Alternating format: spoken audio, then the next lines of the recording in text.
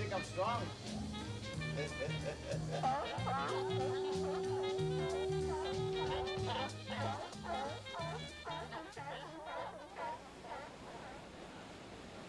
There are few places in all the world where land and sea, plant and animal life, the shape and feel of earth and nature come together so intimately as here. It's almost as if the elements made this place for their own holiday and celebration. Nature looking back on itself and saying, well done, nice job. People, pretty obvious part of nature, get together with seals and with each other and one-on-one with birds and with the world's biggest ocean and the things that come from the ocean. Monterey, Carmel, Big Sur. A rugged stretch of California coast country that has special rhythm. Just about anybody who's ever been here will confirm it. Something in the air, a special kind of relationship, something fundamental.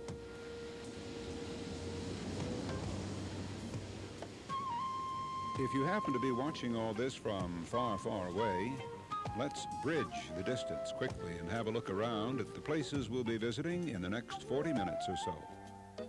Like right here in Big Sur country, called Big for a reason. It unlocks your imagination and you can almost see forever. Up to Carmel with its Hansel and Gretel Main Street, and to the Mission, the final resting place of the great Franciscan settler of California, Junipero Serra. To the great historic city of Old California, the sparkling gem of New California, Monterey itself, where the state constitution was written and the Stars and Stripes hoisted in 1849, the year of the gold rush. Over the hill and into the valley, the Salinas Valley, one of the most fertile spots on earth. The pastures of heaven is what John Steinbeck called these fields. And people nowadays call this whole region Steinbeck country, the coastal area that was the author's home and the setting for most of his stories. Talk about a Steinbeck setting. We'll stroll down this famous thoroughfare and even peek back in time at the way it was on Cannery Row.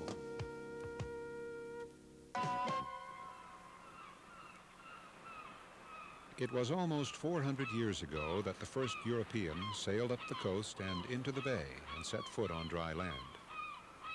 The explorer was Sebastian Vizcaino, who wrote glowing reports about the region and its friendly Indian population.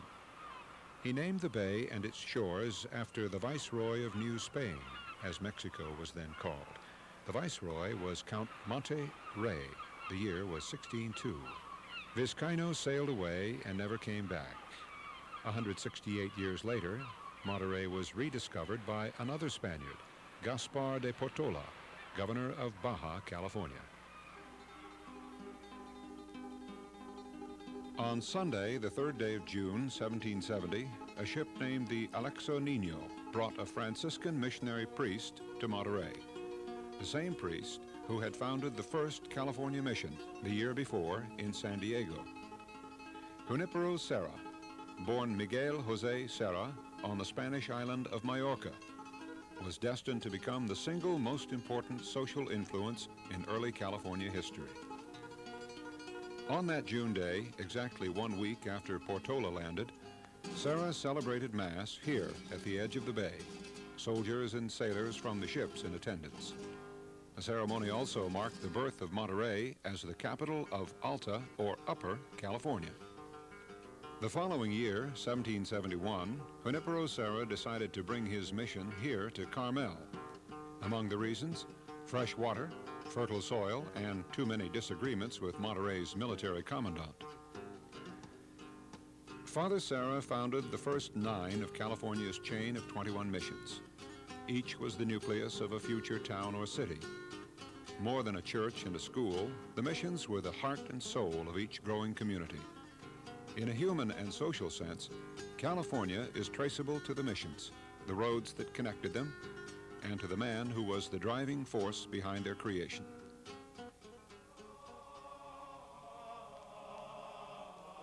In late August of 1784, the father of the California missions was exhausted from overwork and illness, and he knew he was dying. On the 28th, at 1:45 in the afternoon, at the age of 70 years and 9 months, Junipero Serra passed away. His body lay in state till twilight. Hundreds paid their respects, including Indians of the mission community, who called him Blessed Father, the best man on earth. These sculptures, comprising the sarcophagus, depict Serra's beloved Franciscan companions and fellow missionaries. At the head, Juan Crespi, Serra's lifelong friend from Majorca. At the foot, Fathers Lazuin and Lopez, all of whom, with Serra, are buried in the sanctuary of the mission. Serra is a candidate for sainthood. The long, formal process toward canonization continues in Rome. When complete, Junipero Serra will have the distinction of being both a national hero and a saint. Monterey remained the capital of Mexico's Alta California for 3/4 of a century, an important outpost in the empire of New Spain.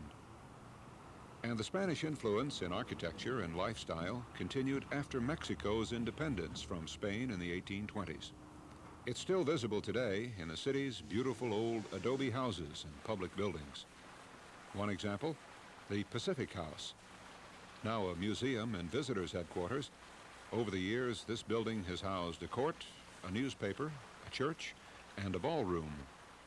The Custom House, where the Stars and Stripes were raised in 1846, when California, along with much of the western continent, became a part of the USA.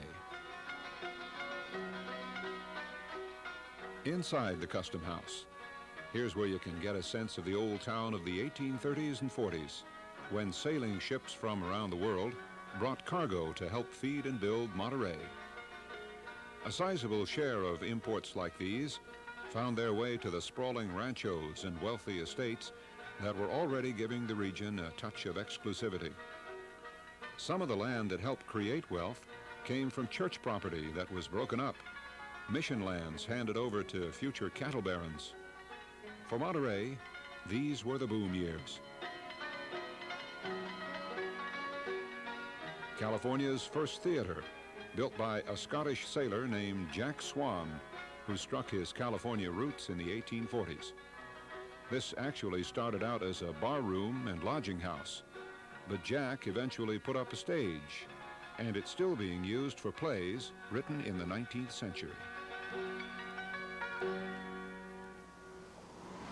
Among the people who called Monterey home in the 40s was William Tecumseh Sherman, who occupied this little house for 2 years when he was quartermaster and adjutant general of the fledgling U.S. Army. Historically, perhaps the most important building in the city is Colton Hall. Here in the gold rush year of 1849, California's first constitutional convention was held. That makes Colton Hall the first American public structure in California. The meeting of 1849 led to California's becoming the 31st state of the United States of America. This building caused considerable talk when it was completed in 1834. The Larkin House was the prized possession of Thomas Oliver Larkin, a rich and powerful businessman and politician. It was the first example of what came to be known as the Monterey colonial style in architecture: adobe, redwood, long porches, and wide balconies.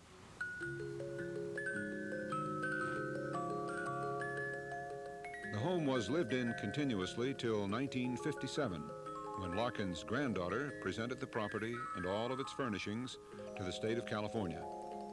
Among those original furnishings, a portrait of the last owner's distinguished grandfather.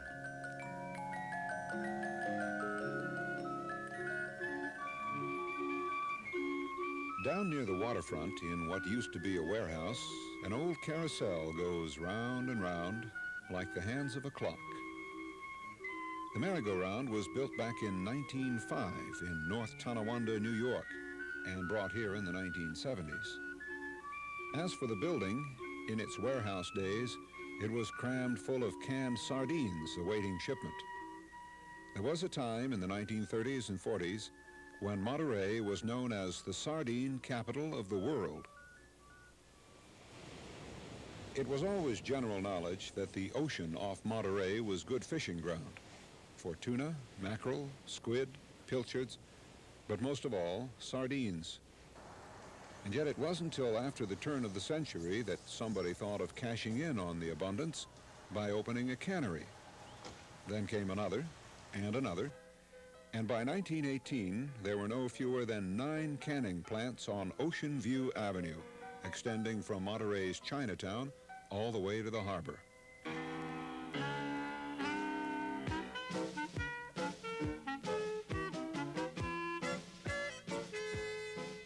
In that year, 1,400,000 cases of sardines were packed and shipped. And who could have known then that that figure would look like a drop in the bucket within a few years?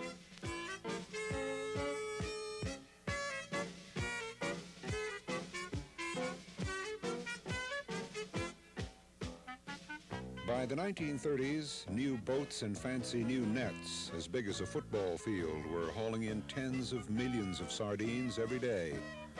The vessels arriving after dawn to offload their tons into the canneries. Needless to say, the canning industry caused a stir, we should say a stink, in the normally quiet, well-mannered city.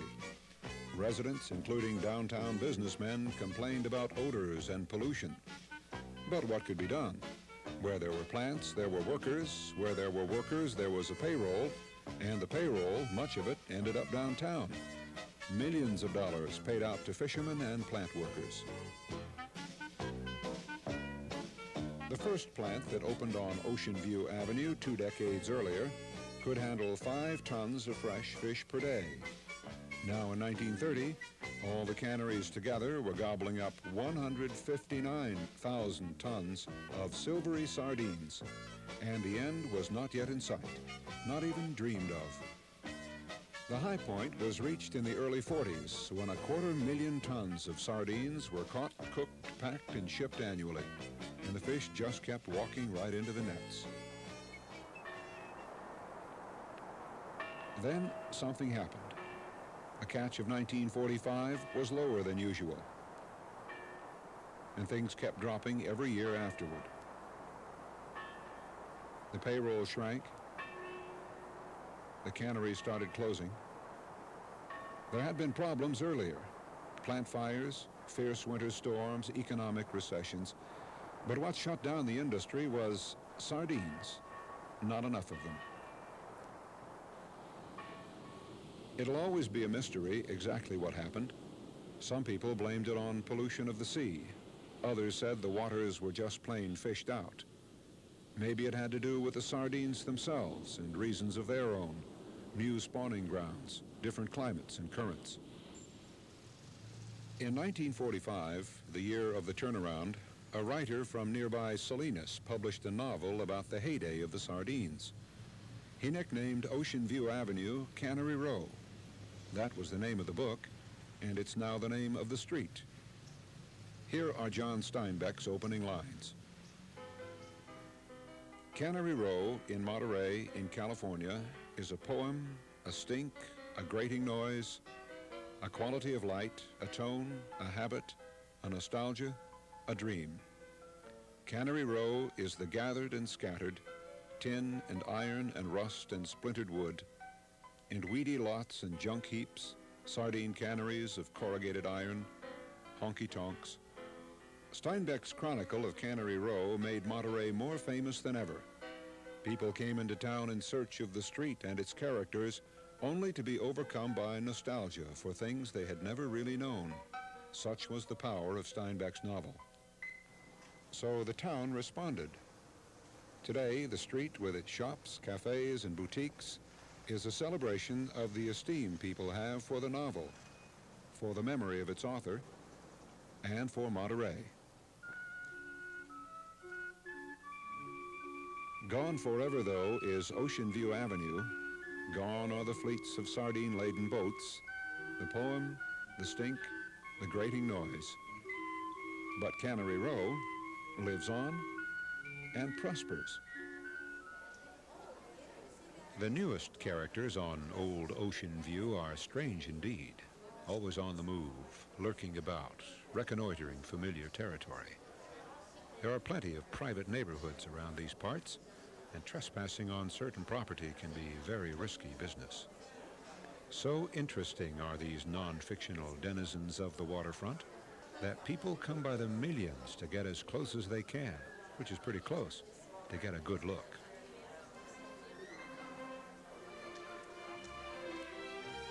The Monterey Bay Aquarium, largest in the United States, is a window on a submarine universe.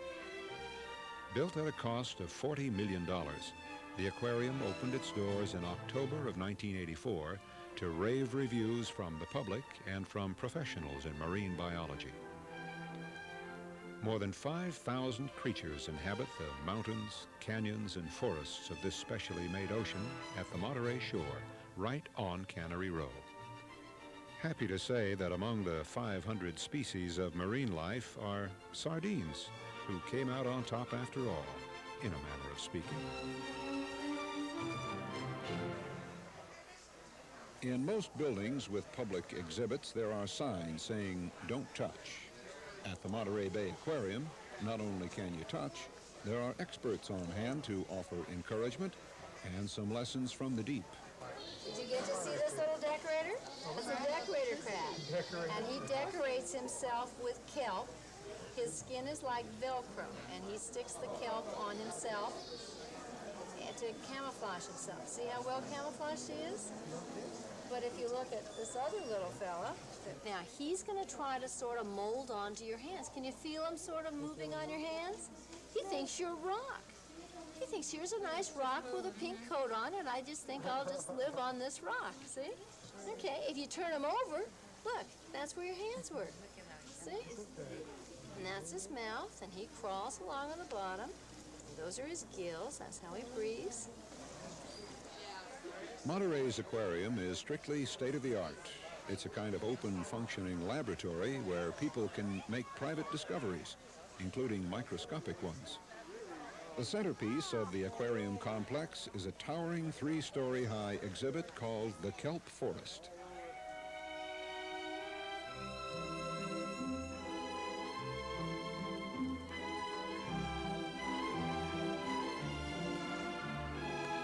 Kelp, an amazing sea plant that grows on sunlit rocky reefs, constantly washed by cold water. Vast groves of these tree-like plants protect and nourish other life below. The trunks and fronds act as a sort of windbreak to Pacific waves, while screening marine animals from hungry predators.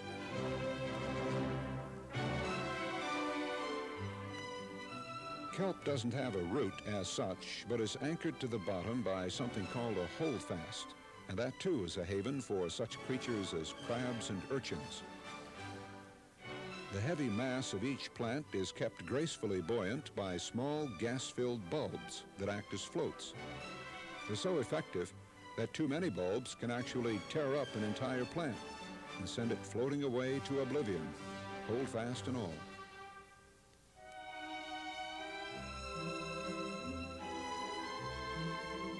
The kelp forest is a phenomenal wilderness, even more prolific than a tropical jungle. These leaves can grow 10 inches a day. A symphony of motion, light, life, color, and growth.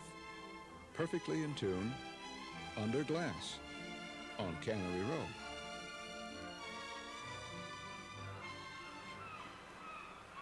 Here's a story that was in dire need of a happy ending. The story of the sea otter, perhaps the most lovable creature in any ocean. They can be seen at the aquarium, and even more important for nature lovers, they're visible again along the coast and even in the bay. For a while, though, it appeared they had vanished forever, hunted down and trapped out of existence by Russian fur traders of the 18th century. Now, the sea otter happens to be one of the few mammals in all of nature that uses a tool to get a job done. They're fond of shellfish, abalone, for example. Using a rock, the otter will crack open the shell while floating along on his back and deftly pick out his lunch. The sea otter has a disposition to go along with that lovable face. They are great show-offs and acrobats, and when they're not hammering open another meal or taking a nap, the sea otter cavorts, pesters, plays tricks, and generally has a great time. It was believed these wonderful animals were extinct following the Russian fur offensive, but a small group managed to survive, unknown to anyone, in the waters off Big Sur, and have begun to increase and multiply under protection of state and federal laws.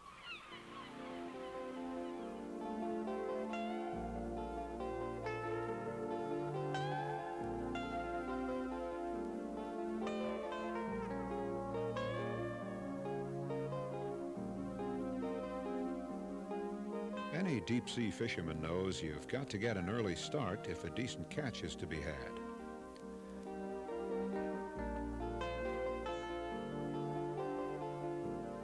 On any given morning in Monterey Bay, in the first hint of sunlight, shadowy boats can be seen moving out toward the breakwater in the direction of the open sea. Here is another of the good reasons for a weekend or a vacation in Monterey. A cool morning, but already the low overcast and fog are burning off. Things bode well for this day. By late morning, the sky will be a total blue. Before noon, most of the boats are homeward bound, trailed by swarms of seagulls demanding a handout. Boatloads of smiling faces converge on Fisherman's Wharf. It's a scene that's reenacted over and over again from midday into early afternoon. A lot of fish stories here, and they won't have to grow much in the telling. Cod, salmon, albacore, mackerel, anchovies, squid, shrimp. All this has been happening on the same spot since 1846, when the first pier was built. These are about 25 to 30 pounds each. Just adjacent to the old wharf is another long pier, this one used exclusively by commercial fishermen. And it's busy from dawn till late afternoon, hauling in the season's best. This particular Monterey industry has almost always had a hearty Italian flavor.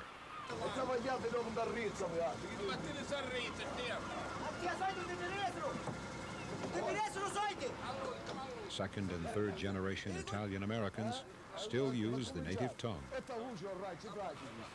Albacore have a particular like for the waters off Monterey. Here are a few hundred pounds coming ashore now. The satisfied look on this fisherman's face is explained by this treasure, a small but precious catch of Monterey Bay shrimp, a local delicacy.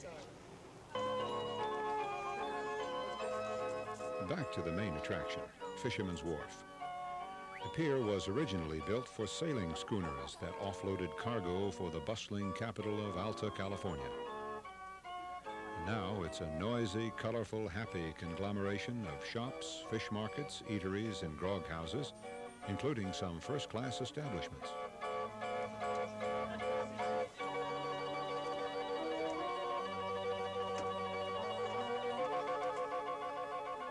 From the earliest days right up to now, fishermen have never stopped using the wharf. It's still the same important part of the city that it's always been. Here that local residents come to buy fresh seafood for their own tables. Seals and sea lions are habitués of the wharf. Along with the omnipresent gulls and pelicans, they bark and clamor for a treat from on high. They usually get what they want.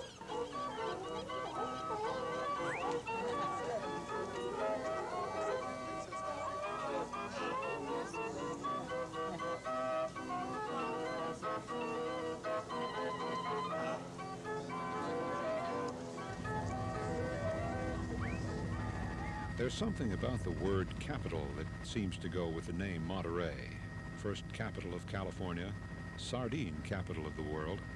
Nowadays, the peninsula is recognized far and wide as the golf capital of the world. There are no fewer than 17 courses around the peninsula, and it's been estimated that doing them all non-stop would require at least 75 miles of putting, chipping, pitching, and teeing off. 7 of those 17 golf courses occupy some of the most exclusive and spectacular real estate on Earth: Pebble Beach and Del Monte Forest. Pebble Beach isn't exactly a beach, but a private residential community. Anybody is welcome to drive on in after paying an admission price at a toll house, some neighborhood, right on the famous 17-mile drive around the peninsula.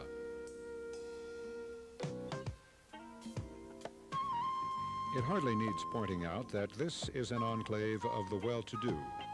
One guidebook to the area recommends that if you get lost, knock on any door, and the butler will be glad to give directions.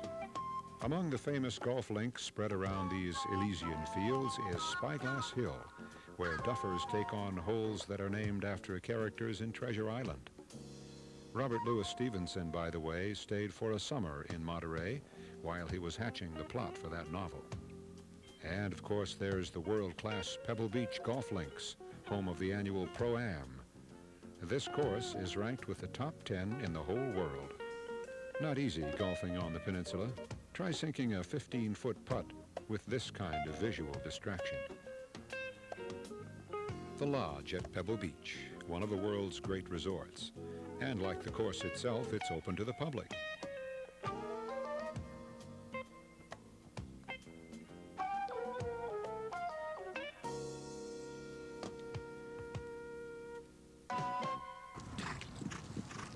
The Pebble Beach Stables and Collins Polo Field, center of many West Coast equestrian events. This stately activity occurs within a tee shot from the nearest golf course, a backhand from the nearest court, and just a sweet downwind breeze from this, and this, and Laguna Seca, a major international dateline on the racing circuit. Among the drivers who have steered through this tortuous course are Sterling Moss, Dan Gurney, Graham Hill, Jackie Stewart, Parnelli Jones, Roger Penske, virtually all the top pros. There are 9 left and right-hand turns on this 1.9-mile course, including the dreaded downhill corkscrew. Monterey Peninsula sporting life. A cut above the average.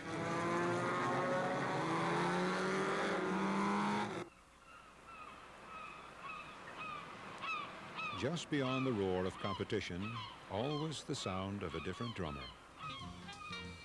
Among the civilized refinements of the Monterey region is the fine art of doing nothing, or nothing in particular. For this, a beach setting is appropriate.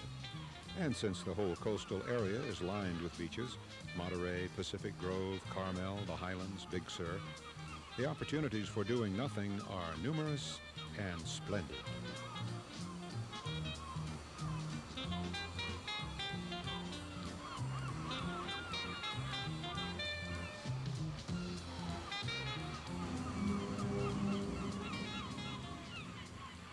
In the summer months, toward mid-afternoon, without fanfare, the greatest show on earth rides into town on the back of a sea breeze. It begins way out there, a thin, indistinct white line looming on the horizon. A freshness fills the air, a mood of oncoming change. Within half an hour, this apparition, an entire snow-clad mountain range floating in from the sea. It is a complicated interplay of ocean currents and wind direction that helps to make the summer fog. Together, they create an upward surge of frigid water from deep submarine canyons off the coast. When this collides with warm, moist air at the surface, well, here is the magic result. At Pebble Beach, an exploratory wreath of fog steals inland in advance of the main wave. Just off the coast, a luminescent backdrop for fishing boats headed for the bay, pulling a storm of gulls in the wake. Fog envelops the harbor, embraces and almost erases the landmarks of Monterey. The scene down at Point Sur, with silence and stealth, fog transforms the huge rock and naval lighthouse station into an almost fictional setting. In other parts of the world, fog may be a nuisance. Here, it's one more fabulous phenomenon, another act in nature's Monterey Big Sur extravaganza.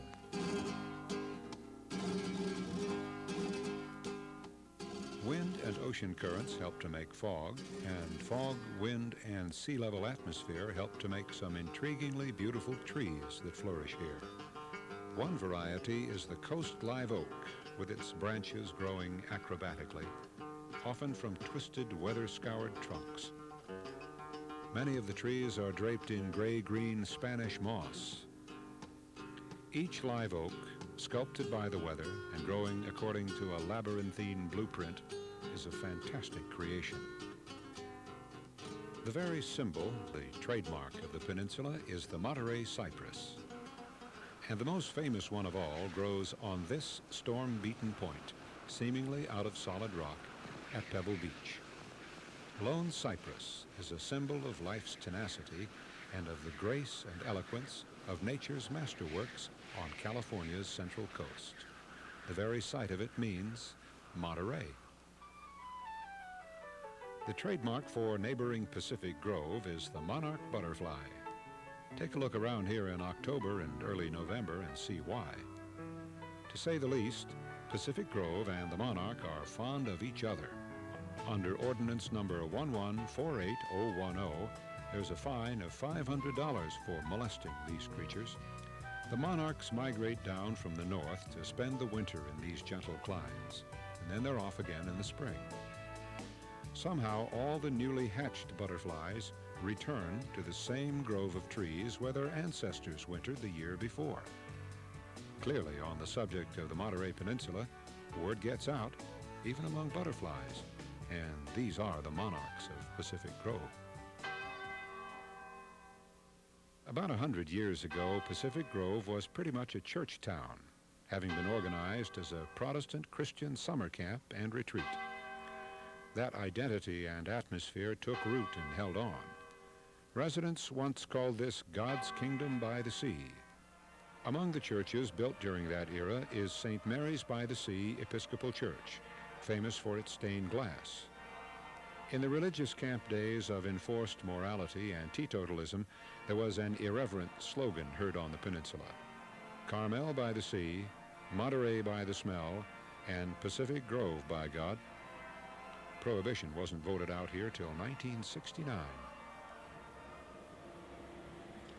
Nowadays, the town is a colorful stop on the tourist map and one of the entry points on 17 Mile Drive. Pacific Grove is proud of its beautiful old Victorian houses, many of which have been turned into bed and breakfast inns, converted, you might say. As promised, an excursion over the hill and into the valley, to the boyhood home territory of John Steinbeck. He would recognize these fields immediately and still describe it all as rich. Rich in soil, in crops, and in the lore of agriculture. The Salinas Valley is the nation's salad bowl. Lettuce, all by itself, is worth about $300 million a year to the growers. Wherever you happen to be, you're not far from Salinas Valley vegetables, probably just as near as the refrigerator. Lettuce, broccoli, cauliflower, celery. The entire annual cash crop of the Salinas Valley is about $1.25 billion.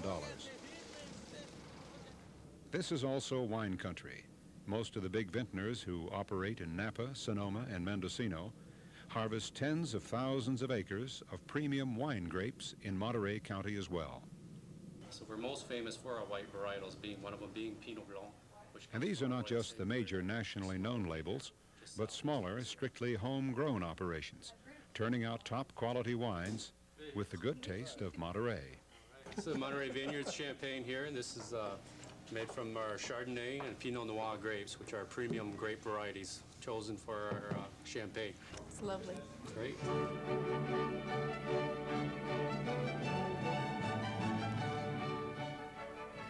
Back on the peninsula again, where the sounds of Johann Sebastian Bach echo down the main street of Carmel every July during the Bach Festival. Baroque may not describe the town or the shops or small hotels and crowds of adoring tourists, but the music blends marvelously with Carmel's mood and class. Carmel by the Sea, California. 1 square mile in size, population 5,000, give or take a few dozen. From the early 1900s right up to the present, it's been an artist and writer's colony. The woodsy setting and quaint village atmosphere are faithfully preserved by law. There are no parking meters, traffic lights, or supermarkets. In fact, the village houses don't even have numbers.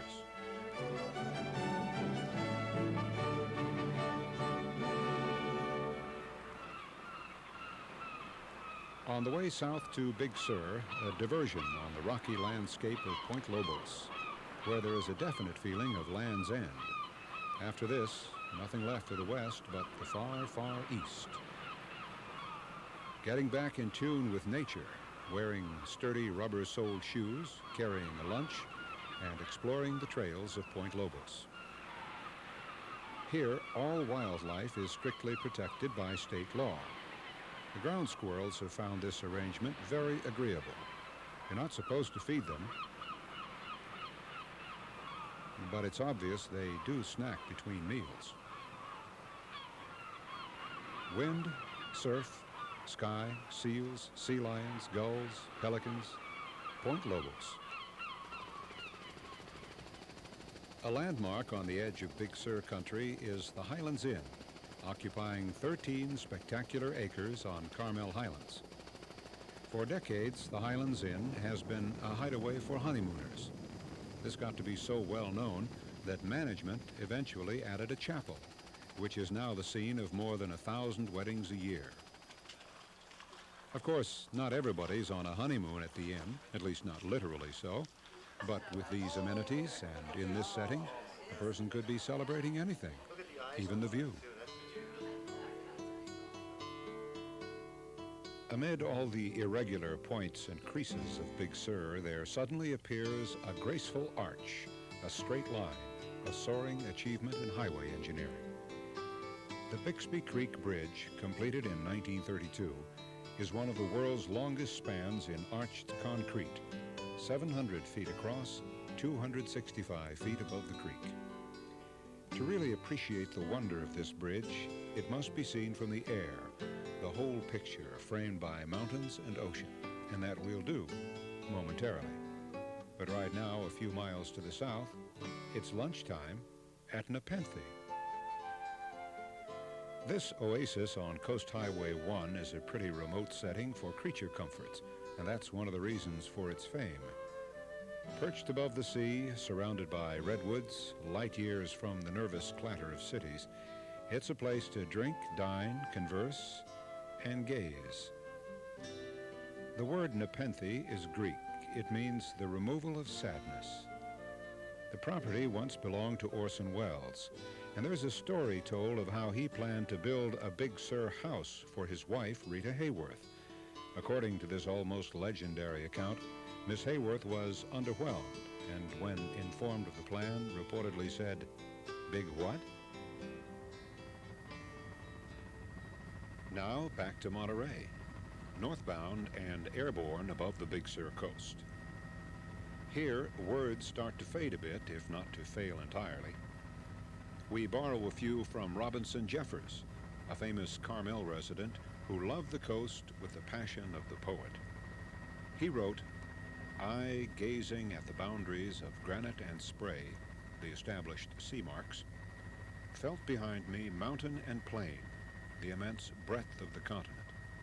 Before me, the mass and doubled stretch of water." We've seen a lot of both during the better part of this hour in electronic time and space. Next best thing is to be here in the flesh. We close with the words of another local writer, the late Henry Miller of Big Sur. He said, "It was here that I first learned to say, Amen."